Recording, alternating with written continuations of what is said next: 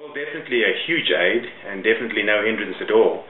But what you do find is that, when I started off coaching, I was considered the most science-based guy, in the early 80s in South Africa. Whereas now I'm probably, in the middle of the pack. But when it comes down to the science, the science really helps.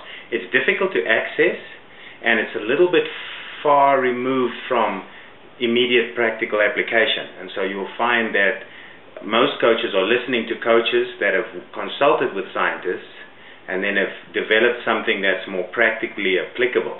So it's not that they're not using the science. I use the science a lot, but as I say, every year the science changes. I mean, your website is testimony to that. Nowadays we don't know who's talking about, what is dehydration really and what is lactate threshold really. So science is essential, but the coaches are left a lot to their own devices to turn it into practical information that they can actually apply day to day. So speaking of practical, then, a number of coaches and athletes who are self-coached, so I guess they also coach themselves, will be seeing this and they'll be wondering how then do they make use of this science. What would your suggestion to them be?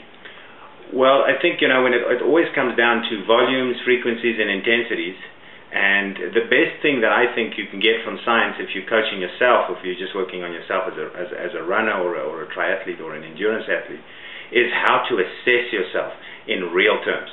And that's where the science can help a lot. So you get a sense of where your fitness is, but you don't really have tools to quantify it. And science can often help you support the field tests that you do, the time trials and things, and tell you what about your fitness is really good or not good.